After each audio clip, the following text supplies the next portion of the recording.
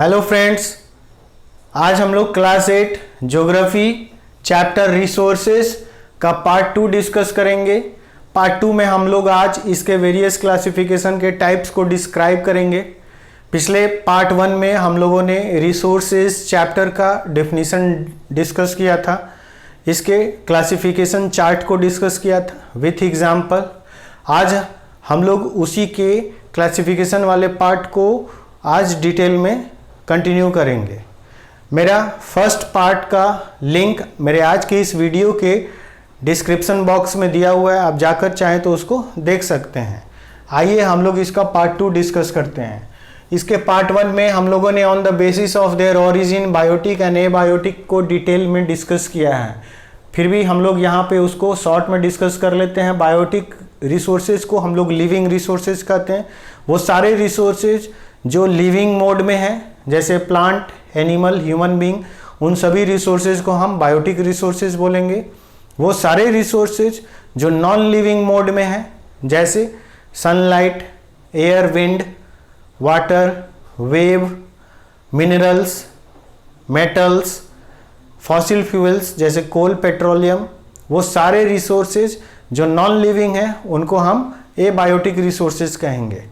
इसका part 2 on the basis of there exhaustibility. Resources दो तरह के होते हैं, एक यूज करने के बाद समाप्त हो जाते हैं और दूसरा यूज करने के बाद नेचर हमें फिर से उसको रिन्यू कर देती है। तो उसी रिन्यू हो जाना और इस्तेमाल के बाद समाप्त हो जाने को ही हम एग्जॉस्टिबल बोल रहे हैं।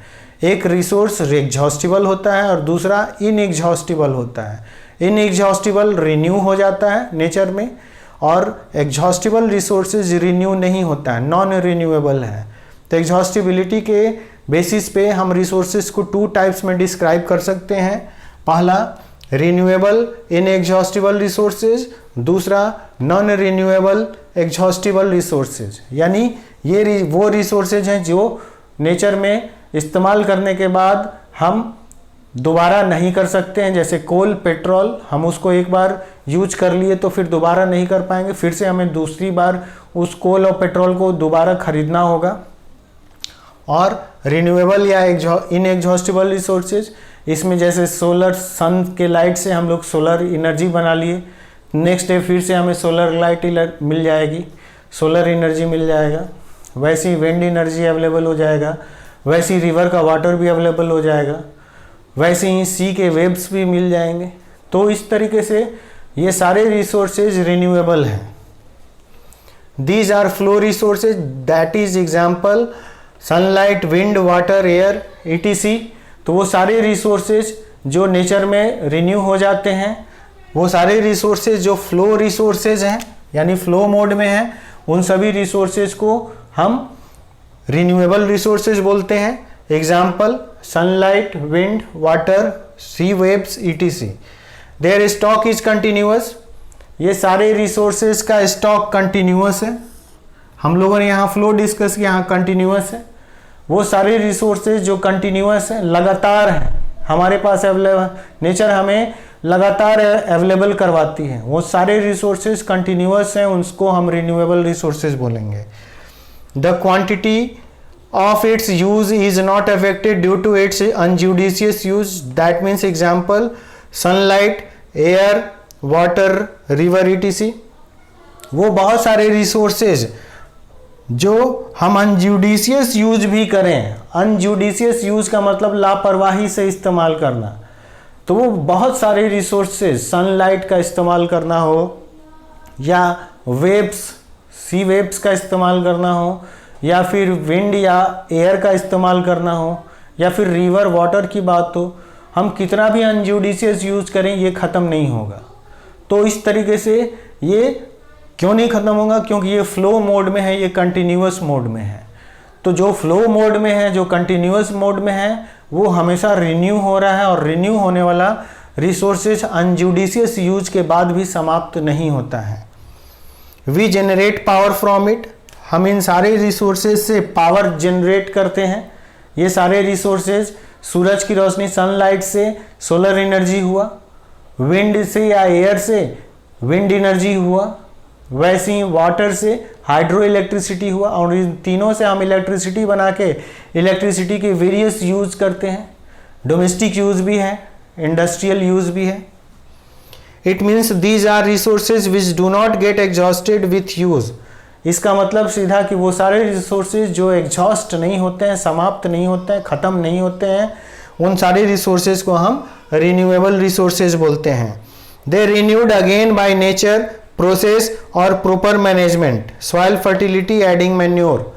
ये सारे रिसोर्सेज या तो नेचर में खुद से नेचुरल प्रोसेस से रिन्यू हो जाते हैं, या फिर कुछ में हम उसको प्रॉपर मैनेजमेंट करके भी वापस से रिन्यू कर सकते हैं। जैसे सॉइल की फर्टिलिटी डिक्रीज हो जाती है एग्रीकल्चरल प्रोसेसेस के थ्रू, तो उसमें हम केमिकल या फर्टिलाइजर etc यदि उसमें मिक्स कर दें तो सॉइल की फर्टिलिटी दोबारा आ जाएगी। Biotic resources, plant, animal, human beings are renewable resources. सभी तरह के बायोटिक रिसोर्सेज जिसमें प्लांट, एनिमल या ह्यूमन बीइंग है, इन सभी को हम रिन्यूएबल रिसोर्सेज बोलेंगे। They can multiply and are naturally renewed by process of reproduction. ठीक है, यहाँ ये बोला गया कि चाहे हम प्लांट की बात करें, एनिमल की बात करें या फिर ह्यूमन बीइंग की बात करें, ये रिन्यूड इसलिए हो जाते हैं क्योंकि इनमें एक प्रोसेस होता है रिप्रोडक्शन का। रिप्रोडक्शन के प्रोसेस से बहुत सारे प्लांट्स हो जाते हैं, वैसे ही बहुत सारे एनिमल्स रिप्रोडक्शन से जन्म लेते हैं, वैसे ही बहुत सारे इंसान के बच्चे भी जन्म लेते हैं। तो ये सब जितने भी प्लांट, एनिमल या ह्यूमन बीइंग हैं, ये सब इस बायोटिक रिसोर्सेज का हिस्सा है, और सारे बायोटिक रिसोर्सेज मल्टीप्लाई होते रहते हैं, रिन्यूड होते रहते हैं रिप्रोडक्शन की वजह से, जन्म लेने की क्षमता की वजह से। और इस वजह से क्या हुआ, ये सब क्या है, रिन्यूएबल रिसोर्सेज हैं। नेक्स्ट, नॉन रिन्यूएबल रिसोर्सेज और एग्जॉस्टिबल रिसोर्सेज। नॉन रिन्यूएबल और एग्जॉस्टिबल रिसोर्सेज उन सारे रिसोर्सेज को बोलेंगे जो इस्तेमाल के बाद समाप्त हो जाते हैं, इसलिए इसका अनजुडिशियस यूज नहीं कर सकते हैं क्योंकि ये कंटिन्यूअस और फ्लो मोड में नहीं है। जो इस प्रोसेस में था, continuous mode, flow mode, unjudicious use इसमें था, इसमें वो सब कुछ नहीं है। इसमें अनजुडिशियस यूज करेंगे तो वो सारे रिसोर्सेज समाप्त हो जाएंगे। ये सारे रिसोर्सेज फ्लो मोड में और कंटिन्यूअस मोड में नहीं है। Substances whose stock decreases and gradually disappear with use, वो सारे सब्सटेंसेज, मिनरल्स, डिपॉजिट्स, ठीक है, वो सब कुछ जो इस्तेमाल करने के दौरान उसका स्टॉक ग्रेजुअली डिक्रीज करता है, डिसअपियर हो जाता है, यानी समाप्त हो जाता है, खत्म हो जाता है, वो सारे रिसोर्सेज नॉन रिन्यूएबल या फिर एग्जॉस्टिबल रिसोर्सेज कहलाएंगे। दे कैनॉट बी रिप्लेनिश्ड और रिकवर्ड, ये दोबारा हम इसको नहीं पा सकते, एक बार इस्तेमाल करेंगे तो ये समाप्त हो जाएंगे। They are abiotic resources, इनको हम ए बायोटिक यानी नॉन लिविंग रिसोर्सेज बोलेंगे। इट्स क्वांटिटीज आर मोर और लेस फिक्स्ड, इसकी क्वांटिटी यानी ये किस क्षेत्र में कितनी मात्रा में अवेलेबल है, क्वांटिटी वाइज ये पहले से फिक्स है। एग्जाम्पल फॉसिल फ्यूल्स, कोल, पेट्रोलियम या एनी मिनरल्स, मेटल्स etc। सारे तरह के मिनरल्स, मेटल्स, फॉसिल फ्यूल में कोल, पेट्रोलियम, ये सब कुछ फिक्स है और इसकी मात्रा, क्वांटिटी फिक्स है, और इसीलिए इसको हम एग्जॉस्टिबल रिसोर्सेज या नॉन रिन्यूएबल रिसोर्सेज बोलते हैं। Point number 3, on the basis of the stages of development. Stages of development के बेसिस पे भी हम रिसोर्सेज को 2 टाइप्स में बांट सकते हैं।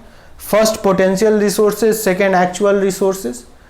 पोटेंशियल रिसोर्सेज और एक्चुअल रिसोर्सेज में हम रिसोर्सेज को डिस्क्राइब कर सकते हैं, हम उसको टाइप्स को डिवाइड कर सकते हैं। First, potential resources, the power of water, wind and wave can be harnessed to produce energy. Potential resources में बोल रहा है कि वाटर से वाटर हाइड्रो इलेक्ट्रिसिटी बनाना, या फिर विंड से विंड इलेक्ट्रिसिटी बनाना, या सनलाइट से सोलर इलेक्ट्रिसिटी बनाना, हम उसका भरपूर इस्तेमाल कर सकते हैं। आज कर भी रहे हैं, फ्यूचर में और ज़्यादा करेंगे। तो ये हमारे लिए पोटेंशियल रिसोर्सेज है। आज का जनरेशन जितना टेक्निकल नो हाउ जानता है, जितनी उसको टेक्निकल जानकारी है, उसके अकॉर्डिंगली इन रिसोर्सेज को इस्तेमाल कर रहा है।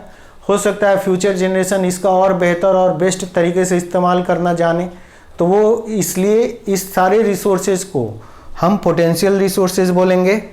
Mineral deposits available in mountains and plateaus, बहुत सारे मिनरल डिपॉजिट्स आज भी माउंटेन्स में और प्लेट्यूज में डिपॉजिट हैं, जमा है, और उन सारे रिसोर्सेज को जो अभी हमारे टेक्निकल नो हाउ में नहीं है, हमारी जानकारी में नहीं है, उन सारे रिसोर्सेज को हम क्या बोलेंगे? पोटेंशियल रिसोर्सेज बोलेंगे।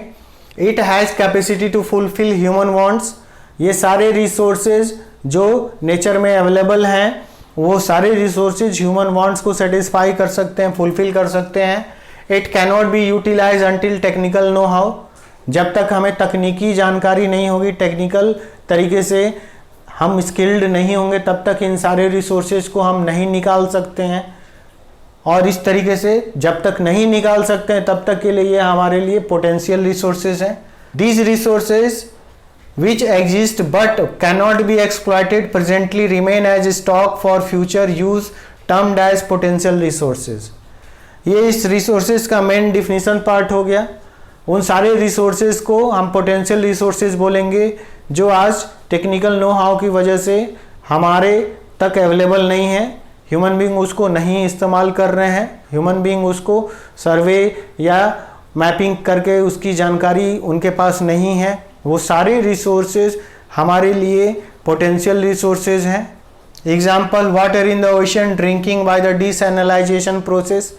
आज के डेट में पूरा वर्ल्ड वाटर स्कार्सिटी फेस कर रहा है, कम या ज़्यादा लोगों का काम चल रहा है, इसलिए बहुत ज़्यादा प्रॉब्लम नहीं है, लेकिन फ्यूचर में वाटर स्कार्सिटी और बढ़ जाएगा और तब हो सकता है कि सी वाटर जो आज के डेट में सलाइन है, हम उसको उस वक्त डिसैलिनाइजेशन प्रोसेस के थ्रू इस्तेमाल करने योग्य बना दें। तो इस तरीके से फ्यूचर जनरेशन कितना स्किल्ड होगा, उसको कितनी टेक्निकल जानकारी होगी, क्या वो जानकारी इतनी अच्छी होगी, मशीन्स इतने सस्ते होंगे कि सी वाटर का सैलिनाइजेशन वाला पार्ट को अलग कर दे, डिसैलिनाइजेशन प्रोसेस को करने के बाद उस वाटर को फ्रेश वाटर में कन्वर्ट कर दे और लोग उसको आसानी से इस्तेमाल कर सकें, तो फ्यूचर में वाटर स्कार्सिटी भी दूर हो सकता है। तो इस तरीके से सी वाटर भी हमारे लिए क्या है? पोटेंशियल रिसोर्सेज के रूप में है। इसका पार्ट बी एक्चुअल रिसोर्सेज, वो सारे रिसोर्सेज जो नेचर में अवेलेबल हैं, जिसकी सर्वेइंग की जा चुकी है, जिसकी क्वालिटी क्वांटिटी पहले से पता है, उन सारे रिसोर्सेज को हम एक्चुअल रिसोर्सेज बोलेंगे। Natural substances whose location and condition have been determined, वो सारे रिसोर्सेज जिसका लोकेशन और कंडीशन पहले से डिसाइड है, वो किस क्षेत्र में किस क्वालिटी किस क्वांटिटी में है, ये पहले से डिटरमाइन है, तो उन सारे रिसोर्सेज को हम एक्चुअल रिसोर्सेज बोलेंगे। And which are already being utilised by present generation, और वो सारे रिसोर्सेज आज का प्रेजेंट जनरेशन इस्तेमाल कर रहा है, उन सारे रिसोर्सेज को हम एक्चुअल रिसोर्सेज बोलेंगे। इट्स एरियाज आर सर्वेड, ये सारे रिसोर्सेज उनकी एरिया पहले से सर्वेइंग की जा चुकी है। It's quantity and quality is determined, इसकी क्वालिटी क्वांटिटी डिटरमाइन की गई है। एग्जाम्पल, कोल, आयरन, इसके वेरियस टाइप्स etc। जैसे कोल के 4 टाइप्स हो गए, एंथ्रेसाइट, बिटुमिनस, लिग्नाइट, पीट। वैसे आयरन के 2 टाइप्स हो गए, हेमेटाइट, मैग्नेटाइट। तो इस तरीके से कोल की बात हो, आयरन की बात हो, या कोई और किसी और तरह के मिनरल्स की बात हो या मेटल्स की बात हो, उनके क्वालिटी और क्वांटिटी डिटरमाइन की गई है, की जा चुकी है। और इस तरीके से वो सारे रिसोर्सेज जो लोकेशन वाइज, कंडीशन वाइज, सर्वे वाइज डिटरमाइन किए जा चुके हैं और आज का प्रेजेंट जनरेशन इस्तेमाल कर रहा है, उन सारे रिसोर्सेज को हम एक्चुअल रिसोर्सेज बोलेंगे। Next point 4, on the basis of ownership. हम सारे रिसोर्सेज को ऑनरशिप के बेसिस पे डिवाइड कर सकते हैं। ये 4 पॉइंट्स में होता है। पहला, इंडिविजुअल या personal resources. Example, land, house, property, industry, machines, vehicles etc। वो सारे रिसोर्सेज जो इंडिविजुअल ऑनरशिप में है, पर्सनल यूज के लिए हैं, उन सारे रिसोर्सेज को, चाहे वो लैंड हो, हाउस हो, बिल्डिंग हो, इंडस्ट्री हो, टूल्स हो, मशीन्स हो या फिर व्हीकल्स हो, वो सब कुछ जो एक प्राइवेट ऑनरशिप में है, जो एक इंडिविजुअल ऑनरशिप में है, पर्सनल ऑनरशिप में है, उन सारे रिसोर्सेज को हम पर्सनल या इंडिविजुअल रिसोर्सेज बोलेंगे। दूसरा कम्युनिटी रिसोर्सेज, वो सारे रिसोर्सेज जो एक कम्युनिटी इस्तेमाल करता है, एक समुदाय विशेष, एक क्षेत्र में वो सारे लोग, वहाँ रहने वाले लोग उस क्षेत्र का रिसोर्सेज का इस्तेमाल करते हैं। जैसे example ponds, parks, playgrounds. Ponds, parks, playgrounds, इन सभी को वर्ल्ड के सब लोग नहीं इस्तेमाल करते हैं। जिस जगह ये पॉन्ड है, जिस जगह ये पार्क है या जिस जगह ये प्लेग्राउंड है, उस क्षेत्र के लोग ही उसका इस्तेमाल करते हैं, इसीलिए उन लोगों को हम कम्युनिटी बोलते हैं। और इस तरीके से ये सारे रिसोर्सेज कम्युनिटी रिसोर्सेज हो गए। Third national resources, example forest, wild life, mines, waters, land resources with in political boundary of the country. एक देश के पॉलिटिकल, राजनीतिक सीमाओं के अंदर जितने भी रिसोर्सेज हैं, चाहे वो प्लांट वर्ल्ड की बात हो, चाहे वो एनिमल वर्ल्ड की बात हो, ह्यूमन बीइंग की बात हो, ठीक है, या लैंड रिसोर्सेज, फॉरेस्ट की बात हो, सब कुछ जो एक देश की पॉलिटिकल बाउंड्री के अंदर है, वो सारे रिसोर्सेज नेशनल रिसोर्सेज कहलाएंगे। और उन सारे रिसोर्सेज पे उस देश के रहने वाले लोगों का अधिकार है, उस देश का गवर्नमेंट का अधिकार है। D, world resources. World resources, total sum of the resources of all countries including oceans. World resources उन सारे रिसोर्सेज को बोलेंगे जिस पर पूरे वर्ल्ड का अधिकार है, पूरे वर्ल्ड के लोग, पूरे वर्ल्ड की गवर्नमेंट, पूरे वर्ल्ड के सारे देशों का अधिकार है, इंक्लूडिंग ओशियंस। तो ओशियंस पर भी अधिकार है। पूरे वर्ल्ड के जितने रिसोर्सेज हैं, उन सारे रिसोर्सेज को एक साथ टोटल समअप कर दिया जाए तो वो सारे रिसोर्सेज इंक्लूडिंग ओशन, ये वर्ल्ड रिसोर्सेज का एग्जाम्पल हो गया। Next, on the basis of distribution. Distribution के बेसिस पे भी रिसोर्सेज को टू टाइप्स में डिस्क्राइब कर सकते हैं, एक यूबिक्यूटस रिसोर्सेज, दूसरा localise resources. Ubiquitous resources means found everywhere, वो सारे रिसोर्सेज जो सभी जगह अवेलेबल हैं, फाउंड एवरीवेयर हैं, उनको हम यूबिक्यूटस रिसोर्सेज बोलते हैं। जैसे सनलाइट सभी जगह अवेलेबल है, विंड या एयर सभी जगह अवेलेबल है, वैसे ही सी का वेव्स वो भी ऑलमोस्ट जितने भी कंट्रीज हैं उन सभी कंट्रीज के आसपास अवेलेबल है। तो उन सारे रिसोर्सेज को जो एवरीवेयर अवेलेबल है उसको यूबिक्यूटस रिसोर्सेज बोलेंगे।